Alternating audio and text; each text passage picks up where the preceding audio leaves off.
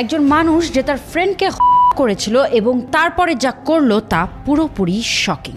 হিসেই সাগওয়া জন্মেছিল 1949 সালে জাপানে একটি ধনী পরিবারের মধ্যে। কারণ প্রিম্যাচুয়ার বার্থ, সে ছিল ছোট এবং ফিজিক্যালি উইক, এজন্য সে নিজেকে আনঅ্যাট্রাকটিভ মনে করত।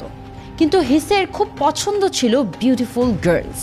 যখনই সে অ্যাট্রাকটিভ কাউকে দেখতে পেত তার ইচ্ছে করত তাকে খেয়ে ফেলতে। 1977 সালে সে প্যারিসে গেল তার পিএইচডি করতে। সেখানে তার পরিচয় হলো রেনি হার্টওয়েলের সঙ্গে, যিনি পোল্যান্ড থেকে পিএইচডি করতে এসেছিলেন। রেনি এবং হিসে ক্লাসমেটস, একে অপরকে স্টাডি ও প্রজেক্টে হেল্প করত। রেনে ছিল অত্যন্ত বিউটিফুল এবং অ্যাট্রাকটিভ।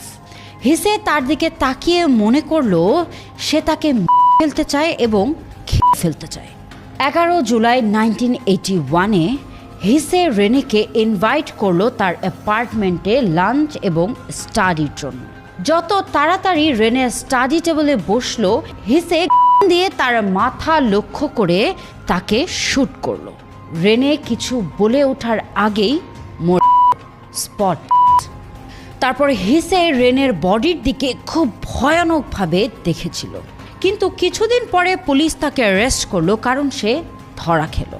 কোর্টে হিসের বাবা তার পাওয়ার এবং মানি ব্যবহার করে হিসেকে মেন্টালি আনস্টেবল প্রমাণ করে।